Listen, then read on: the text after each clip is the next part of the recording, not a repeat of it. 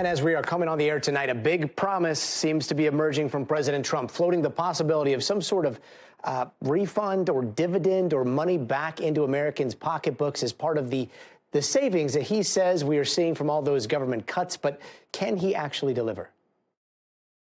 There's even under consideration a new concept where we give 20% of the DOGE savings to American citizens and 20% goes to paying down debt, because the numbers are incredible.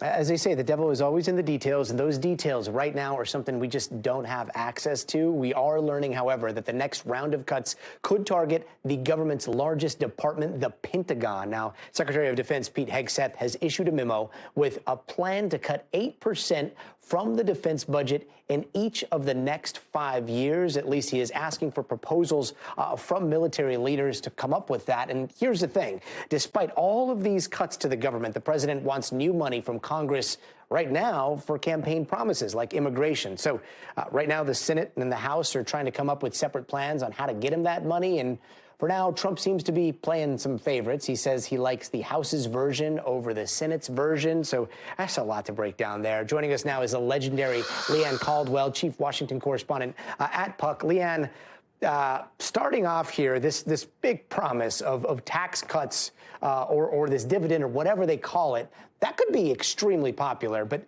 while this whole DOGE thing is going down, we're seeing these massive cuts. There's also the promise of extending the Trump tax cuts, which would mean less money to pay down the national debt, right? So can he deliver massive cuts, tax cuts, and a DOGE dividend? Oh my gosh, Gadi, that's a lot. And I have no idea. I'm also interested in if 20% go to the public and 20% are for debt reduction, what's the other 60% of savings for? Mm-hmm. So we'll have to find out. But yeah, the ambitions are grand. The math does not always add up. And that is part of the challenge. You have, they want to, at the minimum, extend the Trump tax cuts, which at a minimum is going to cost at least $4.5 trillion. They also are wanting to reduce government spending by $1.5 to $2+ trillion. It's really hard to find that money if Social Security and Medicare are off the table. Trump says that he doesn't want Medicaid touched, but it's impossible to find cuts if Medicaid, that amount of cuts if Medicaid isn't touched. So there's a lot of tricky math that's happening, and the devil is, like you said, absolutely in the details, and the details have not even been close to being filled out. Yeah, congressional math has always just, I don't know, it's never computed for me. So we'll see what happens here. But, you know, Medicare, Medicaid, those are staying intact, according to the president. But military and defense, I mean, that has always been a very big target. And, you know, there was a lot of speculation on whether he would wait a little while before going in. And now looks like they're talking about 8% of military and defense spending. That's a pretty big number. How is that going to sit with Congress, and in particular, like a lot of the senators who have massive financial interests in their district when it comes to the defense? Absolutely. This is an industry that impacts most states, most districts around the country. And we're going to see if Congress actually tries to assert its power in this component, start talking about defense cuts, because they spend a lot of time, of course, funding the entire federal budget, not just defense spending, but domestic spending as well. On domestic spending, they've been allowing Donald Trump to kind of go in and Elon Musk and DOGE to make these cuts without giving a lot of pushback. We'll see if that's the same with these defense cuts. Now, the Republican Party is divided. There's a section of the Republican Party that wants to reduce defense spending. There's another section who wants to increase defense spending. Mm-hmm. So, you know, we're going to see what sort of programs this is. Maybe they always say that the Defense Department is unable to be audited. It's too big. It's too cumbersome. Maybe they're actually able to do it, and they're able to find 8% of cuts that are just waste, fraud, and abuse. But I don't know. This is a huge task. And one other part about this, while they're talking about cutting the defense budget by 8%, simultaneously, Congress right now is discussing an additional $150 billion for defense spending. That's outside the normal process. And so, again, tricky math, Gadi. Did you say 100 billion extra or 100 million? 150 billion extra dollars. That exceeds, that I believe, and again, my math sucks, but I believe that exceeds 8%, which is going to be cut. So I need I need like a very large calculator here. Now we'll get into the details of this latest budget bill and all of the reconciliation stuff in just a bit. But you're so well connected in Congress. Can you walk us through like the tea and the power dynamics here? Reading the president's post, where he's talking about the Senate version and the House version, it does sound like he's setting up like a Senate versus House sibling rivalry thing here. Like, is this a one bill versus like a two bill thing, or is this just a president pitting two people against each other or two chambers against each other power play? I mean, maybe a little bit of both. Trump likes chaos, right? He likes some competition and see who can win out. But the president has wanted one big, beautiful bill. Speaker Johnson has been pushing Donald Trump to definitively come out for this one bill to do his entire agenda of border security funding, defense funding, tax cuts, and budget cuts. But Donald Trump for weeks and months has just kind of wanted to stay out of it and said, you guys figure it out. Now, he decided today, of all days, to weigh in the process, saying that he wants the one bill. So the reason this is problematic is because it's a big embarrassment for the Senate, brand new Senate Majority Leader John Thune, who has been telling the president and telling his colleagues that two bills is easier to get through the Senate, give the president a win right away, and then they work on the more complicated tax stuff later. And the reason the timing is so interesting is because the Senate already moved on this process. They started the process last night. They had a preliminary vote last night. So if Donald Trump would have just said this 24 hours ago, it could have, people wouldn't saved a lot of time. Yeah. Yeah, totally. Yeah. Would have saved a very late night. Yes. Very late night, lots of hand wringing and embarrassment for John Thune. He was taken completely off guard. So the House and the Senate are always at odds with each other. But Donald Trump might have just exacerbated this feud, this you don't say. Now, Leanne, I know you're not in Manhattan anymore, I don't think, but like, I'm sure you might have seen, it seems like Donald Trump seems to be flexing on Manhattan right now by getting rid of that new $9 fee to drive into the city. And then he posted this on Truth Social: congestion pricing is dead. Manhattan and all of New York is saved. He wrote, and then he put, long live the king. And they're posting, that out of official accounts. Like, how do you see those images playing with the GOP in Congress and his base? Or is this just one of those things where it's like, it's an inside joke? He knows that the left is going to get super triggered about this. And so it's a kind of a wink, wink, nudge, nudge at MAGA. I mean, I think all of it. It's also, I thought the Republicans and the federal government, or the Republican Party, is wanting states and localities to control how they govern their own states and localities. And for Donald Trump to come in and all of a sudden remove something that has already gone through in New York. But, Donald Trump also jokes through a lot of truths as well. So when he says, long live the king, it will trigger a lot of liberals. But it also comes at a moment where people are worried about an authoritarian leadership, an expanded executive branch, expanded executive power. This also comes 2 days after Donald Trump tweeted that it's okay if you break the law as long as it saves the country. I'm paraphrasing, but you know, I think Democrats have learned not to listen necessarily to what he says, but to pay much more closely to what he is doing. And they would say that the actions that he is doing actually fits into what he's saying, including that tweet. Yeah, what ironic times we live in, where the lines between hyperbole and reality continue to be blurred every single day. Leanne, thank you so much for joining us. Thanks, Gadi.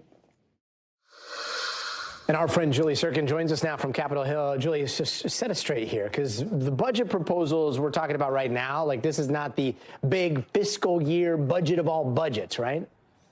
Yeah, no, that's a different problem that they'll have to deal with in a couple of weeks from now, when the government funding deadline is up on March 14th. These budget resolutions that we're talking about is not something they have to do, right? This is something where, if the party in charge of the Senate and the House, Senate especially, and of course, the same party in the White House, they try to do things called the reconciliation process. That essentially allows them to bypass that 60-vote threshold that exists in the Senate with a bunch of other legislation, all of it, but anything having to do with budgetary items. In this case, of course, President Trump wants money for immigration, for his border wall, for energy, for drilling, for tax cuts. Those are the kinds of things that Republicans want to do on strict party lines. They don't want Democratic votes, and that is the kind of budget that we're talking about here.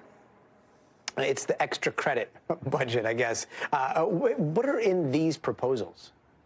Yeah, it's a good question, Gadi, because, of course, with Trump posting on Truth Social that he now wants to go with the House bill, it's that one track versus two tracks that most Americans probably don't really care about. But in this building, it is relevant because it determines how they're going to pass this legislation. In the Senate version, it's all about immediate money to Trump so that he can institute those border policies, so he can carry out those mass deportations. They're running out of funds to do that. They were told as much last week in a meeting with Trump's border czar, Tim Homan. And so that's why they're pushing that process through in the Senate. The only problem is in the House, they got guys who don't want to vote for extending Trump's signature tax cuts. That's why they want to roll this all into one beautiful bill, as we keep hearing Trump say. But that's not going to happen for several months from now, and they want immediate relief now in the Senate. So if they do go with the House version, what other snags could hit this as it goes through? Well, first of all, they don't even know if they have the votes to pass that. That's one of the big problems. The House is on recess all week. If the Senate can get its act together, and they're trying to pass their version of the bill, they could very well jam the House. And one of the problems is that, of course, a lot of Republicans in the House don't really want to extend those tax cuts. I shouldn't say a lot, but enough to derail their whole agenda, because, again, the House is operating with such a razor-thin majority. And in the Senate, they don't really want those tax cuts unless they are permanent, which is not currently in the House version of the bill. Again, two bills versus one bill, I guess it doesn't really matter, but at the end of the day, Trump wants something to pass so he can get his agenda funded, and it's not clear which one will.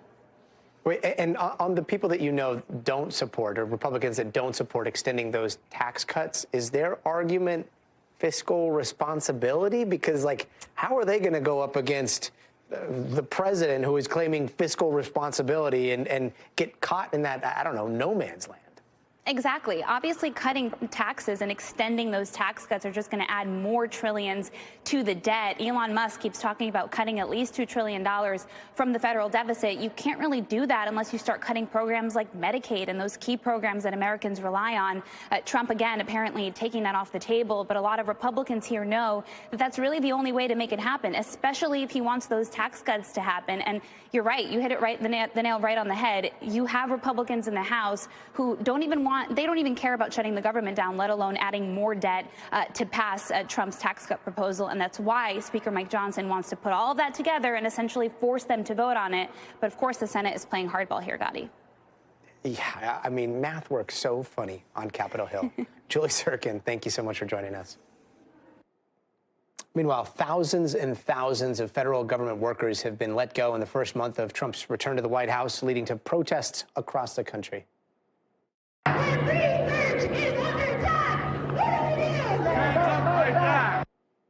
Now, the White House is saying that it wants to slash 10% of the federal workforce. That is some 240,000 government jobs all told. Now, Trump and Elon Musk, who is in charge of the so-called Department of Government Efficiency, are defending those cuts.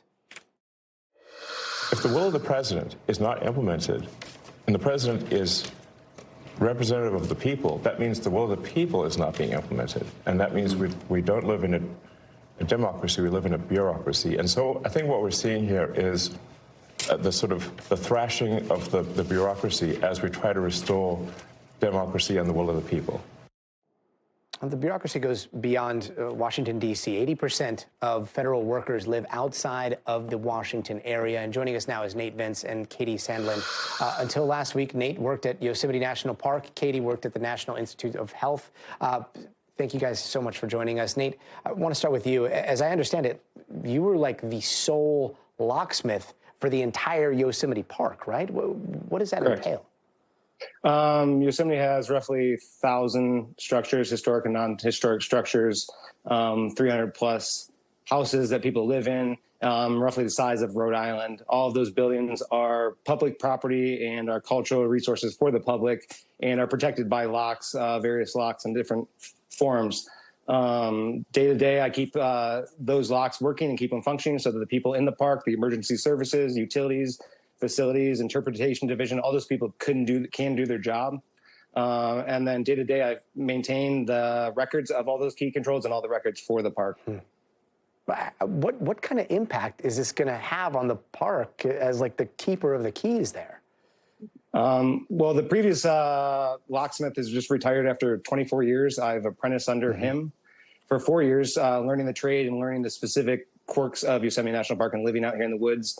I've decided to commit my life here after 4 years of seasonal work and just got a permanent job. Though I was let go on Friday, just 3 weeks shy of my probationary period, which is just a trial period for new permanent employees. So in 3 weeks, I would have been a civil servant and hopefully would have, or potentially cut my job.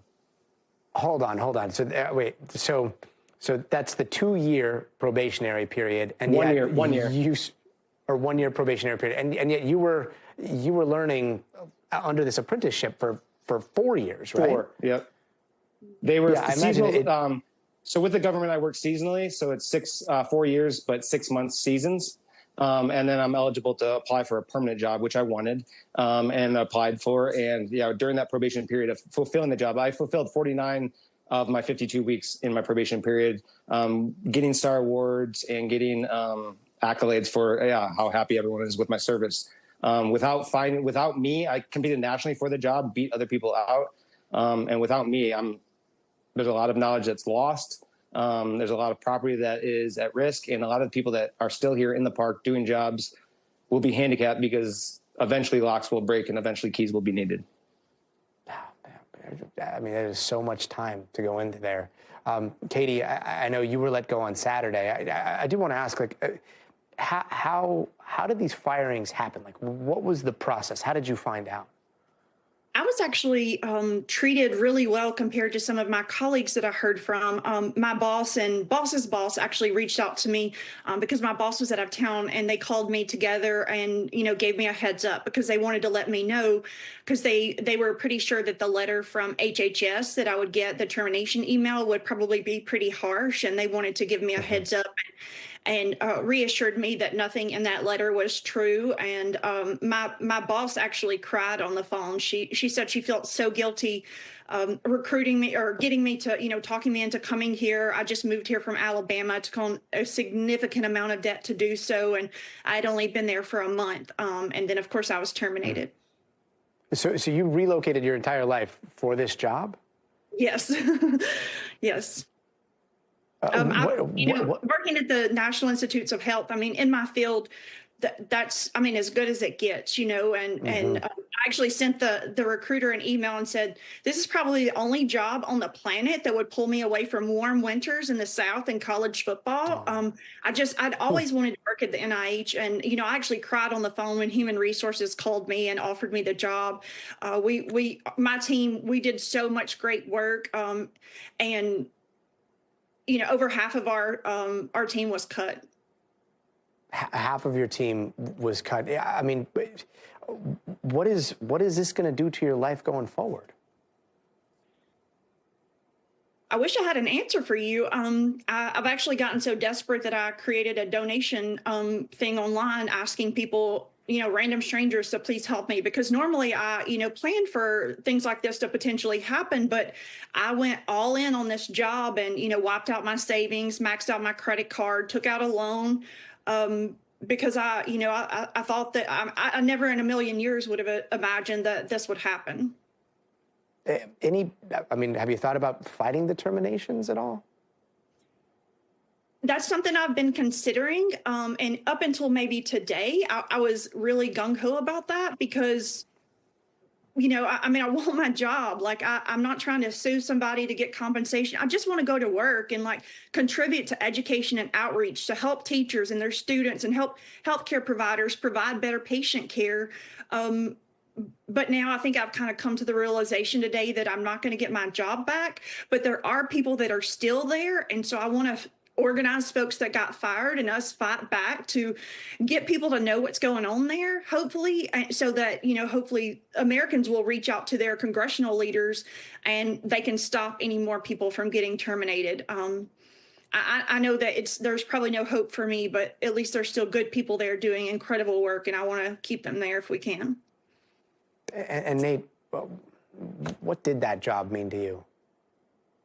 It was everything. You don't live in the woods, remote from everywhere for nothing. You come here, people work season after season to try parks out, remote living. We don't have contact. We don't have cell service in a lot of areas. We lose a lot of contact from our friends and families, but we're devoted to the mission of the park, being a part of the park, protecting the park, and the people that come here. It creates more than... when I was a kid, it was some of the most magical moments ever. And even in my whole life, they've been magical moments. And I want to be a part of that and help the people fulfill that mission, because this is our public land. And it's part of the greatest things that makes America what it is that we have these special places that people come from around the world to come. They spend their money, they spend their vacations here. And I want to be here and take care of that place for them. I put all of my eggs in this basket as well, and committed to living out here in California and in a remote location. And there's not many jobs out here. And I competed for this job. I knew that the previous guy was going to retire, and he had done 24 years of great service. And he always says, if you do a good job and you have a trade, you'll never go hungry, and you'll always have a job, especially with the government. And so I hitched my horse to this post, and I was for sure of it. I moved out here. I'm committed. And right now I'm floored, and I don't have a plan. Everyone asks me what I'm going to do. I have no plan. I was planning for 20 years to be here in this park for retirement.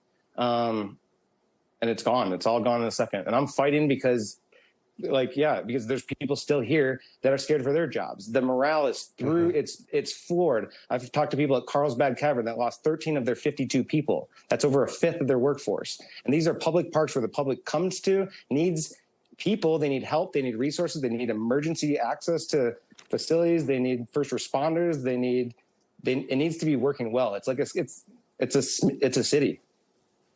Yeah, I have no words other than to say that every day we have been doing stories about the numbers of jobs that have been lost. I can't thank you enough for helping us understand the lives behind those numbers. And every single time we talk about this, I hope people at home remember your stories. Thank you so much for joining us. Thank you. Thank you. Sure. I'm turning now to the border and the now not-so-secret CIA drone flights that are hunting drug cartels. At least that's according to Mexico's president, who said today that U.S. drone flights over Mexico have been a part of a collaboration with the U.S. government going back years, apparently. And this came in response to a New York Times report on a covert CIA program operated under both Biden and Trump administrations that uses drones to look for fentanyl labs. Now, according to the Times, the flights have stepped up under the Trump administration in recent weeks. And David Noriega joins us now here in the studio. David, despite what the president is saying, people in the press have been starting to notice down in Mexico, right? What is the president of Mexico saying here? Look, so these drone flights, there have been reports of U.S. drone and other sort of surveillance flights over Mexican territory for some time, including in the Mexican press. The New York Times just in the last day confirmed that there is a CIA drone program flying over parts of Mexican territory specifically looking for fentanyl labs. That program started under the Biden administration, but the Times reporting is that it has been expanded under Biden. Now, Mexican President Claudia Sheinbaum, today in her daily press conference, she kind of tried to, I think, demystify some of this by saying basically, yes, there are surveillance operations, but they have only happened not only with the approval of our government, but at the request of our government. She did also say some somewhat confusing things about whether they were actually happening directly over Mexican territory, which is sort of the whole story, is that there would be drone flights over Mexican territory. At first it was over the water, right? And then she asked, and then it was like, oh, that little program. It just seems like very nebulous. Totally. And so I think that her weighing in on this, even though maybe she was trying to demystify things, in some ways actually just made things a little bit even murkier. While this is happening, we also saw Rubio, Secretary of State Rubio today, designate Tren de Aragua, Mara Salvatrucha, the MS-13, like all of the cartels that you normally expect to see on, I don't know, like some Netflix special. They're now being labeled as terrorist organizations, right? What does that signify here?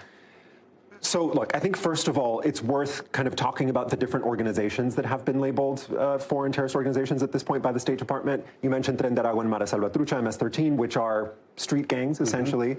The other set of groups that were included in this were the Mexican cartels, all of the major ones, Sinaloa, Jalisco, Golfo, Familia, all of the big major Mexican cartels. Even within this group, there are major differences. The Mexican cartels are massive multinational businesses, incredibly sophisticated compared to a Tren de Aragua and MS-13 that are more like street gangs engaged in sort of low-level protection rackets, that kind of thing. And then, compare that to an ISIS or an Al-Qaeda, which is the typical organization that you think of having a foreign terrorist organization designation, which are very clearly ideologically motivated. None of these groups are ideologically motivated. They're all criminal gangs. They're criminal enterprises. Now, what it does mainly is it allows for the U.S. government to go after people with connections to those groups. So, for example, people who fund those groups, people who it has a lot to do with the moving of money and the U.S.'s ability to sanction and investigate the moving of money in relation to these organizations. Here's an existential question, and feel free to bat this away if it's unanswerable, but it feels like in American society, when it comes to labeling somebody a terrorist overseas, at least, there is this, okay, well, I can see a drone strike happening. It's this weird time where the American military is able to kill terrorists abroad with a Predator drone strike or something like that, and everyone's just like, oh, okay, there's no trial, no anything like that. Do you think that we're gearing up to possibly see members of these now terrorist organizations in Mexico or in South America taken out by drone strikes? That is the big question. I definitely want to stop way short of predicting drone strikes in Mexico, but a lot of people who observe and move in this world have been talking about the possibility of some kind of kinetic action in Mexico specifically. The other thing I'll say is that it is very clear that the Trump administration is sort of very explicitly combining two different worlds that we're accustomed to at this point. The one is the world of the war on terror, the language used around the war on terror that we've been, sort of living through since the Bush years. And the other is the war on drugs, if you will, and generally the more sort of America's focus on drug trafficking and other kinds of transnational criminal activity. They're now treating those as though they were one and the same in a lot of ways. For example, we're seeing alleged members of Tren de Aragua from Venezuela being sent to Guantanamo and housed in the same military prison that housed detainees in the war on terror. Always worth mentioning, we don't actually know who those people are who've been sent to Guantanamo or what kind of evidence there is to support the notion that they are TDA members. But these two worlds are very much being very, I think, intentionally blurred by the administration, combined by the administration. The top lines are clear. The details underneath still yet to be filled in. Dave Noriega, thank you so much. And here's some other headlines that we're watching tonight. Trump's pick for labor secretary finally happened after last week's vote was postponed due to snow. Former Congresswoman Lori Chavez de Remer was asked about things like workers' rights, unions, minimum wage, and the only hiccup seemed to come from Republican Senator Rand Paul, who says he will not vote for her because she once supported a pro-labor bill, meaning she will need Democratic votes to secure her nomination. And visitors are allowed back into the JFK library today after being turned away yesterday. Now, the Boston Museum abruptly closed its doors because of staffing cuts made by the Trump administration, according to the Kennedy family. That brief closure comes a week after Trump signed an executive order aiming to shrink the federal workforce. And federal prosecutors have charged 7 men for their alleged role in a bunch of high-profile burglaries we've been telling you about, a lot of them targeting the homes of professional athletes. Now, those men were all from Chile, allegedly took part and stole about $2 million in watches, jewelry, cash, other valuables. They even posted selfies with some of that alleged loot. They each face up to 10 years in federal prison. And the family of a man who was killed in that deadly midair crash in D.C. last month is suing the FAA and the Army. The claims are filed on behalf of the widow and children of Casey Crafton from Connecticut, who is coming back from Kansas after a business trip. Lawyers for the family say the crash was preventable, and they are seeking $250 million. And today, as we were just telling you, the Trump administration seems to have killed New York City's congestion pricing by taking away federal approval. That sticking to a campaign promise to get rid of that $9 toll for drivers that are heading into Midtown Manhattan. New York Governor Kathy Hochul defended the congestion pricing program and promised to fight the president on all of this. And don't go anywhere. We are just getting started. Up next, President Trump calling Ukraine's leader a dictator. So what does all this mean for the end of the war in Russia and Ukraine? Plus, yet another plane crash, this time involving 2 small planes in Arizona. And that's coming up. Stay tuned.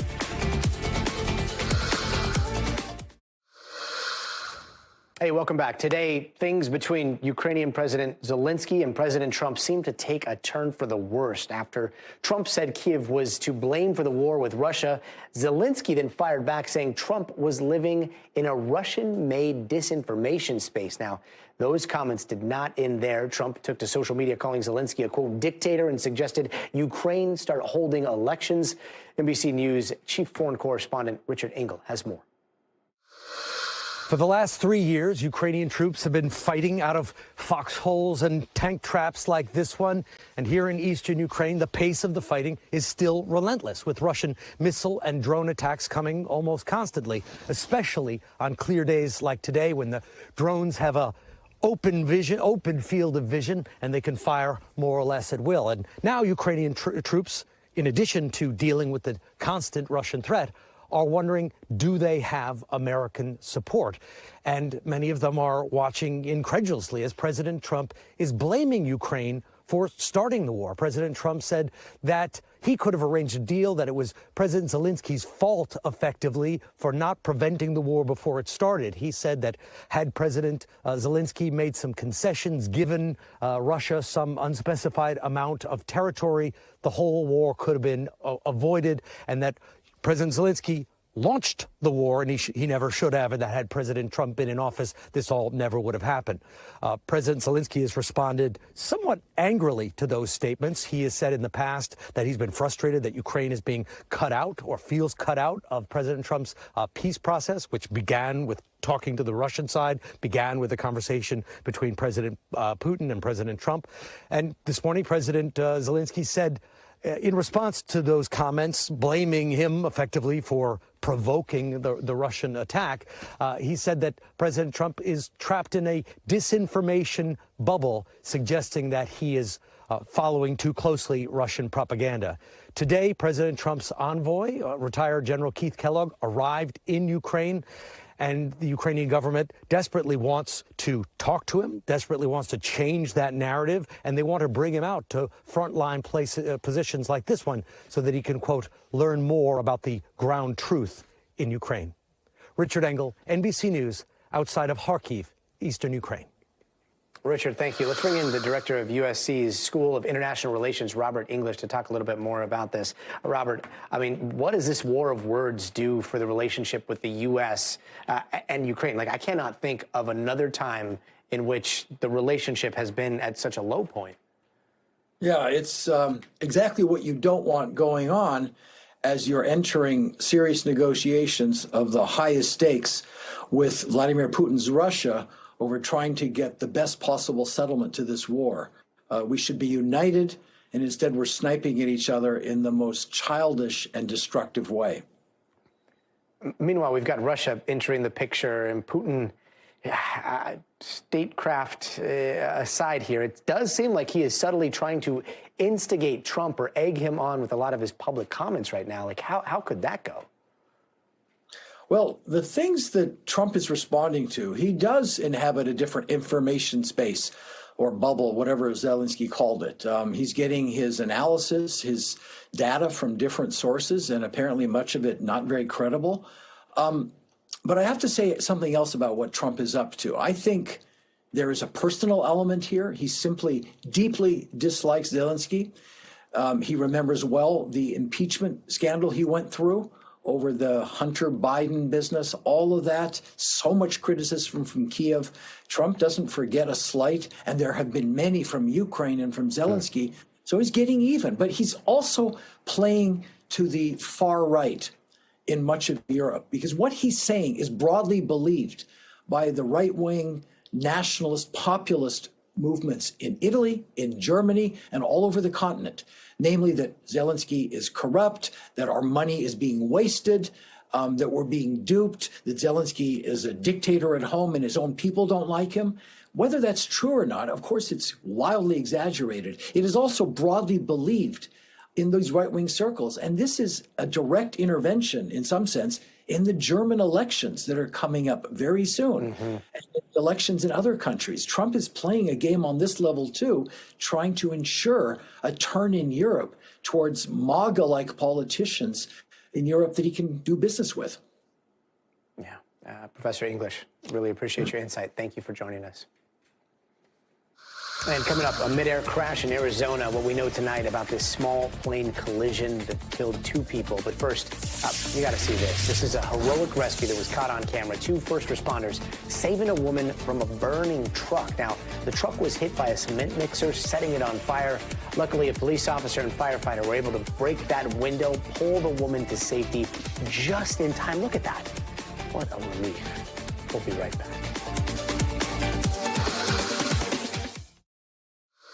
Hey, welcome back. Turning now to a second plane crash this week, this time happening mid-air over Arizona. At least 2 people were killed when 2 small planes hit each other this morning at a regional airport just outside of Tucson. And joining us now with the very latest is NBC News correspondent Jesse Kirsch. Jesse, I mean, this has been such a horrible month in aviation. What happened with this crash? Yeah, so Gadi, we're looking at a series of events, right, that have raised a lot of eyebrows. And I think just out of the gate, want to stress, we're talking about different kinds of scenes. And what we're looking at with Arizona today, this was outside of Tucson in a rural area. We are looking at 2 small private planes that had a midair collision. And according to the NTSB, one of those planes was able to land. The other crashed and caught fire. And according to authorities on the ground, local authorities, 2 people have died. The FAA tells us that there were 2 people in each of the planes involved. We know that 2 people, unfortunately, lost their lives. And that's what we're looking at with this latest incident. And, of course, that sticks out from the other incidents which have involved, in some cases, commercial airliners. And, you know, each incident, of course, brings its own unique circumstances. So I just want to stress that. But we are looking at another incident involving a scary scene with airplanes in this country. And unfortunately, 2 people have lost their lives, Gadi. Yeah, I mean, what a miracle that one plane was able to land after that. Does that airport have a tower? Is the FAA like directly overseeing that airspace with flight traffic controllers in a tower? So there is not a air traffic control tower here. This is a space where the pilots have to effectively use their radios and also look out the window. One of our experts we spoke to comparing it to if you were looking out the window while you're driving a car. So it's a different kind of airspace. It is something that is less supervised, but that doesn't necessarily mean that it is not a safe place to be flying, according to the expert we spoke with, if you are taking the precautions as a pilot to be looking through that airspace. Jesse Kirsch, what a tragedy. Thank you. And here are some of the stories that are happening out west that we're following right now. Authorities say a couple was killed after an avalanche took place while they were skiing in Oregon. Now, this comes after a separate avalanche near Tahoe killed another skier. 5 people in San Bernardino were arrested over the murder-for-hire scheme that killed a 44-year-old named Yesenia Torres. Authorities say the victim's estranged husband was going through some sort of divorce and plotted to kill her. One of the arrested suspects shot her to death as she was leaving a restaurant in broad daylight. The DA says all 5 suspects face charges, including murder and robbery.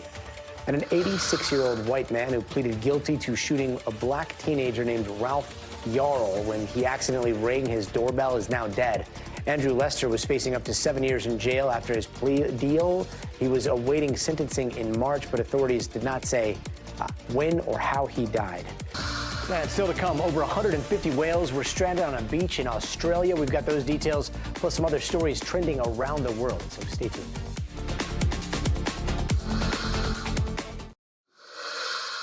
Hey, welcome back. Let's take a quick look around the world. Tensions got overheated between China and the Philippines over disputed territory after a Chinese Navy helicopter approached a Philippine patrol plane just 10 feet away from the cockpit. The helicopter tried to force the plane out of what they call Chinese airspace. A dangerous confrontation came to an end after the Philippine pilot warned the Chinese counterpart to stay away. Now, more than 150 whales were found stranded on the coast of Australia on Tuesday. 90 of them were still alive today, but officials have decided to euthanize them as well. Now, a rescue operation was hampered by bad ocean conditions there. It's unclear why those whales beached. And the former president of Brazil is accused of attempting a coup after losing the election. The plan included poisoning the winner of the election, Lula da Silva, who is now the president. And the prosecutors say former President Bolsonaro agreed to this plan crafted by a criminal organization. Bolsonaro has said he had no concerns about the accusations. And the 2025 season Formula One officially kicked off yesterday. This year, all 20 drivers gathered at the live show celebrated the start of the season all together for the first time in its 75 years of history. It's part of the organization's plan to expand its viewership beyond traditional sports audiences. Now, the race on the track starts next week in the preseason testing in Bahrain. And before we go, how much would you pay to go to a camp for adults?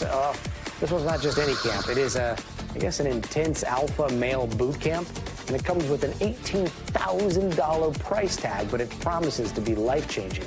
We'll take you inside next.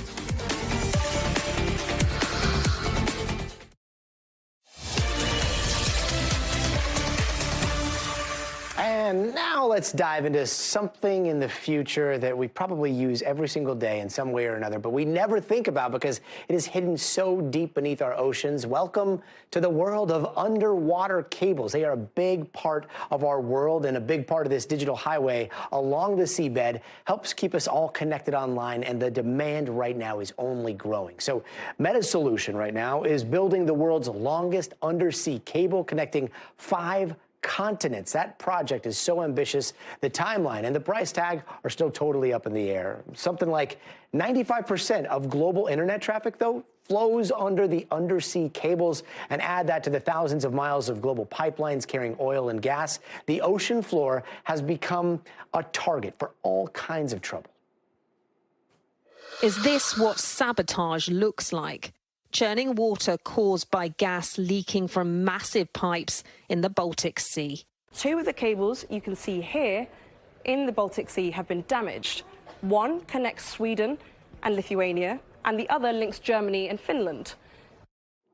Now, in 2025, defending and researching the ocean floor is becoming a huge business. Companies like Boeing, Anduril, Northrop Grumman, they're deploying and they're testing stuff like underwater drones and mine hunters around the world. They're also collecting a lot of valuable data about the ocean that we still know very little about. And joining us now is William Boston, a Berlin-based independent writer and contributor for the Wall Street Journal. He just wrote a fascinating article called How AI Can Protect Vital Pipelines and Cables Deep in the Ocean. Welcome. Thanks so much for being with us. So I saw a Pentagon official telling you that only 10% of the ocean is currently mapped. How is AI supposed to change that? Well, what AI does is it takes all of the data that these systems use, that they collect, and it analyzes the data, and especially analyzes the data quickly, and it analyzes a lot of different types of data, different sources. So this is one of the problems that that people have who are trying to survey the ocean is that it's largely acoustic data coming from various sources, and they have to bring that data together somehow. It's called data fusion. And then to be able to interpret that data to create the kind of images that people, are used to when they use Google Maps. It's a very similar system in that sense, where Google Maps is taking all sorts of data and putting it on your phone or on your, on the screen in your car so that you can see the road ahead. Now, there's mapping, and then there's kind of surveilling and acting almost as a sentry, like seeing something down there if you're an autonomous system and you see something sketchy happen, and then you document it versus maybe one of these drones seeing something happen to one of these cables and actually being able to stop it kinetically. Do you think that we're going to see some of these drones that will be down there equipped with weapons to possibly defend these cables or pipelines in the near future? Well, that's where they want to go with it, right? So the thing now is how can we create a surveillance system for the ocean that allows us to detect what's going on, to see what's happening in real time, and to be able to react in real time. It takes weeks to analyze data now. And so that's obviously, if there's a threat, that's that takes too long. And, some of the images in the past have been murky. The ocean is dark. There's not a lot of light down there. And that is improving greatly. I mean, I've seen some very, very high resolution images taken from, some of these underwater drones that, you can really see that something, a clump is not just a brown, murky clump at the bottom of the ocean, but it's actually a pile of unexploded weapons in the North Sea or the Baltic Sea that, they dumped after World War II.